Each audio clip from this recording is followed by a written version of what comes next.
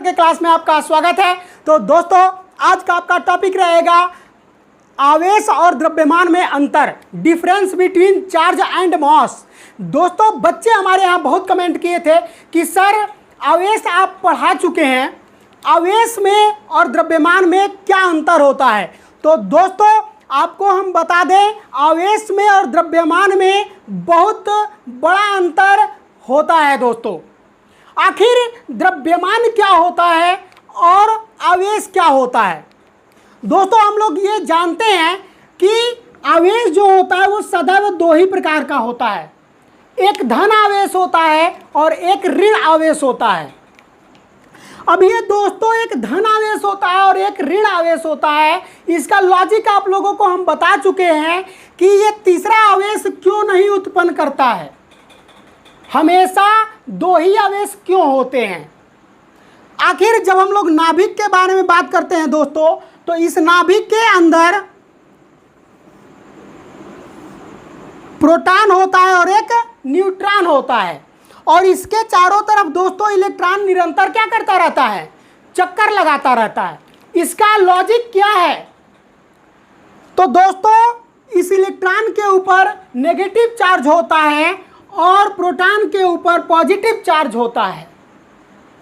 दोस्तों हम यह भी कह सकते हैं दोनों का आवेश समान होता है, इलेक्ट्रॉन का भी आवेश समान होता है और प्रोटॉन का भी आवेश समान होता है। यानी कह देते हैं दोस्तों इलेक्ट्रॉन का 1.6 into 10 to the power -19 coulomb होता है दोस्तों, और प्रोटॉन का 1.6 into 10 to the power +19 coulomb होता है, जिसको हम दर्शाते नहीं है, प्लस को हम दर्शाते नहीं है दोस्तों। अब यहाँ पर जब ये दोनों मान आपस में समान हो जाते हैं, बट चिन्ह इनके क्या होते हैं, विपरीत होते हैं। तो दोस्तों यहाँ पर ये प्लस माइनस के कारण ये वैल्यू क्या हो जाती है, आपस में कैंसिल हो जाती है, अर्थात न्यूट्रॉन के लिए कोई भी आवेश उत्पन्न होता ही नहीं है। अब हम कहते हैं दोस्तों कि ये फंडामेंटल राइट्स है। भाई ये फंडामेंटल राइट्स है, लेकिन न्यूट्रॉन का द्रव्यमान होता है, उस पर आवेश कोई नहीं होता है।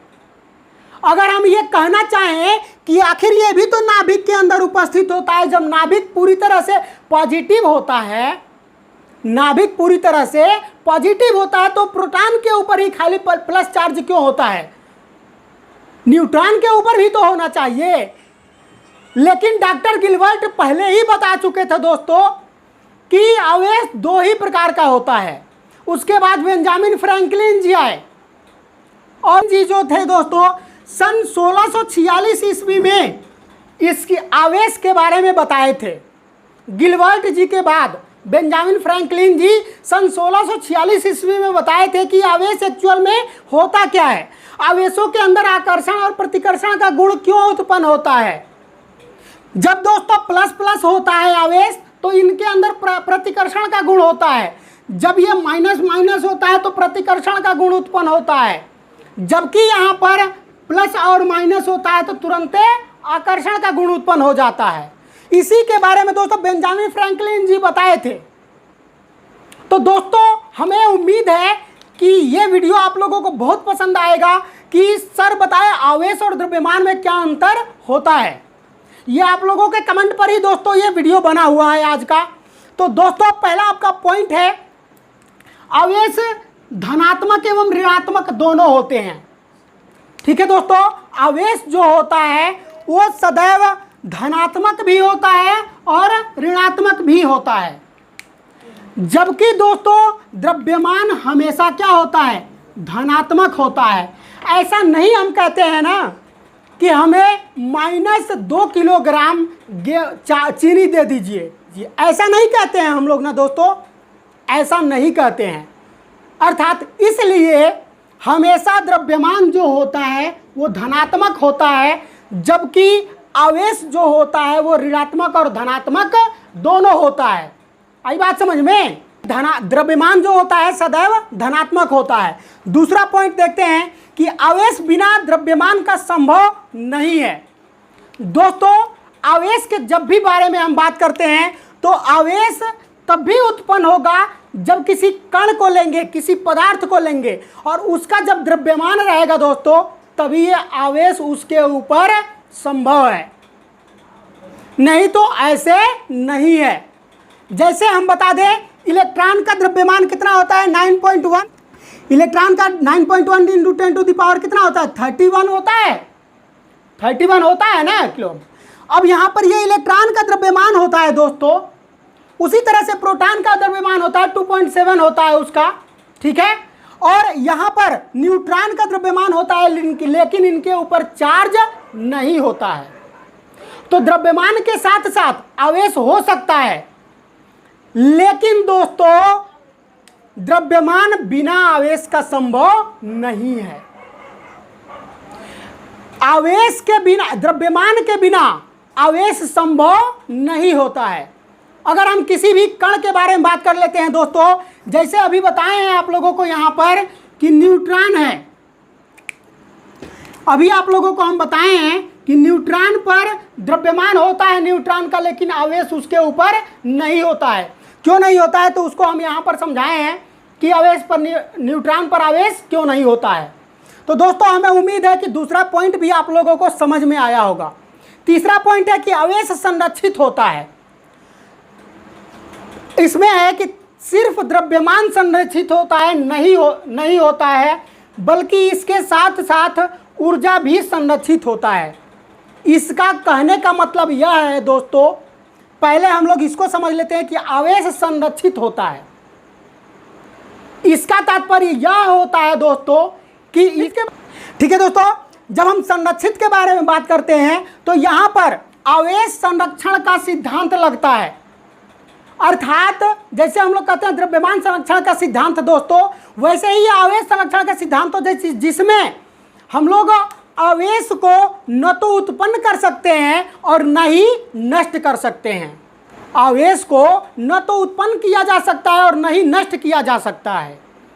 तो यहां पर दोस्तों आवेश संरक्षित रहता है।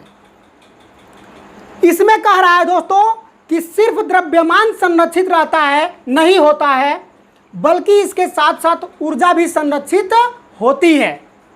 यानी ऊर्जा संरक्षण का सिद्धांत जब हम लोग पढ़ते हैं दोस्तों, तो ऊर्जा संरक्षण के सिद्धांत में द्रव्यमान के साथ साथ हमेशा ऊर्जा के बारे में बात करते हैं, जिसको महान वैज्ञानिक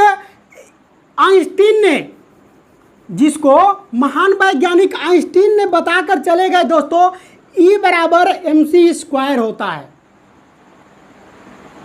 यानी कि जब भी हम लोग द्रव्यमान के बारे में बात करते हैं तो उसके साथ ऊर्जा निहित होता है। अगर मान लिया जाए कोई ये एक पिंड है और इसको स्थिर अवस्था में रखें तो इस पिंड का द्रव्यमान भी होगा, लेकिन स्थिर अवस्था में है तो इसके अंदर ऊर्जा भी तो होगी दोस्तों। इसके अंदर क्या होगी? ऊर्जा भी होगी। तो इसलिए यहां पर हम कह सकते हैं दोस्तों कि सिर्फ द्रव्यमान संरक्षित नहीं होता है, द्रव्यमान के साथ साथ ऊर्जा भी संरक्षित होता है, जिसको E बराबर mc² के द्वारा प्रूफ कर दिया गया था। आइंस्टीन जी हम लोगों को बता के चले गए थे कि ऊर्जा जो होता है वो द्रव्यमान के साथ साथ कार्य करता है। ऊर्जा जो होता है वो द्रव्यमान का इक्वल होता है। आई बात समझ में दोस्तों? अगला पॉइंट चलते हैं। आवेश में आकर्षण और प्रतिकर्षण होता है, जबकि द्रव्यमान में केवल आकर्षण होता है। अब दोस्तों आप लोगों को हम बता दें कि आवेश के अंदर आकर्षण और प्रतिकर्षण का गुण होता है। ऐसा क्यों होता है दोस्तों? जब हम लोग प्लस और माइनस को रखते हैं तो ये अपने एक दूसरे को विपरीत आवेश को आकर्षित करने का काम करता है, जबकि हम लोग प्लस और प्लस रख देते हैं तो ये तुरंत क्या कर देता है? प्रतिकर्षित करने का काम करता है।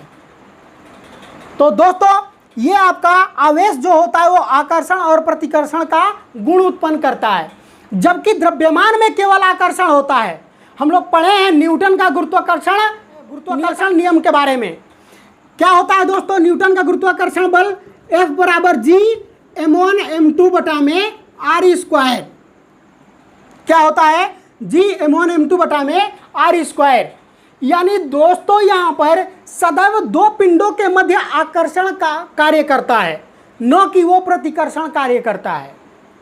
सदैव दो पिंडों के मध्य आकर्षण काम करता है अर्थात अगर मान लिया जाए एक पिंड यहाँ पर है m1 और दूसरा पिंड यहाँ पर है m2, ये इन दोनों के अंदर आकर्षण के गुण पाए जाते हैं दोस्तों, न कि इसके अंदर प्रतिकर्षण होता है। तो यह भी आप कह सकते हो कि द्रव्यमान में आकर्षण ही केवल होता है, प्रतिकर्षण नहीं होता है। अगला आपका टॉपिक है दोस्तों कि आवेश वेग या गति पर निर्भर करता है। द्रव्यमान वेग या गति पर निर्भर करता है, यह हमसे पूछा जा रहा है। तो दोस्तों हम बता दें आप लोगों को कि जो आवेश होता है वो न तो वेग पर डिपेंडेबल होता है और न ही गति पर डिपेंडेबल होता है।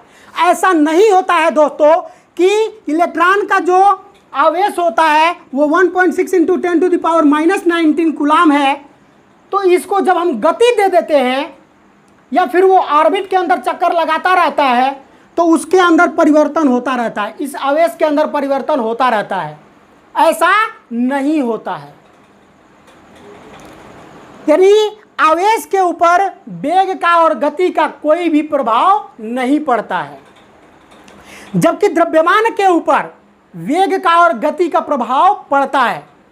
जब दोस्तों वेग बढ़ता है तो द्रव्यमान आपका बढ़ जाता है। आई बात समझ में? जब वेग बढ़ता है तो द्रव्यमान बढ़ जाता है। इसको हम अगले टॉपिक में बताएंगे कि वेग के बढ़ने से आखिर द्रव्यमान क्यों बढ़ता है, अगले टॉपिक में हम लाएंगे। ठीक है दोस्तों, अगला आपका पॉइंट है ये लास्ट और छठा पॉइंट कि आवेश क्वांटीकृत होता है जबकि द्रव्यमान क्वांटीकृत नहीं होता है। क्वांटीकृत का मतलब अभी आपको हम बताएंगे दोस्तों।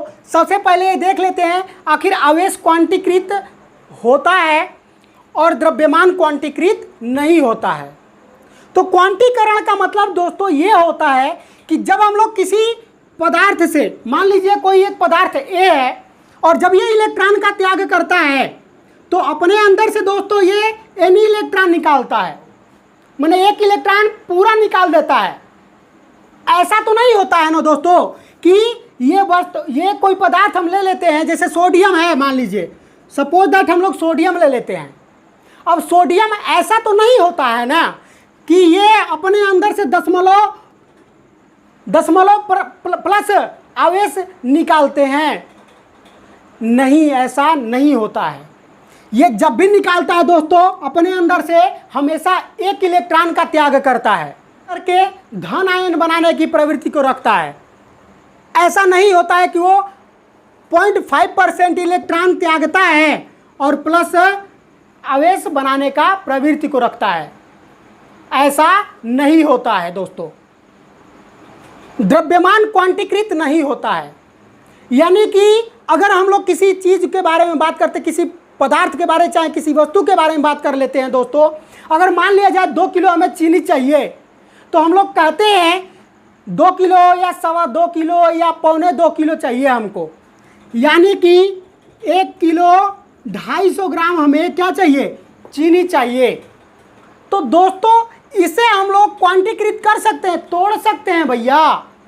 इसको हमें छोटा से छोटा खंड बनाया जा सकता है, द्रव्यमान का छोटा से छोटा खंड बनाया जा सकता है, उसको पॉइंट में लाया जा सकता है, लेकिन इस आवेश को हम लोग तोड़ते नहीं है। आई बात समझ में? आवेश को हम लोग तोड़ते नहीं है। तो दोस्तों ये आपका रहा आज का टॉपिक, आवेश और द्रव्यमान में अंतर। क्वांटीकरण प्रक्रिया अगले वीडियो में बताएंगे दोस्तों, क्वांटीकरण प्रक्रिया क्या होती है। तो दोस्तों हमें उम्मीद है कि ये वीडियो आप लोगों को पसंद आया होगा। दोस्तों धन्यवाद।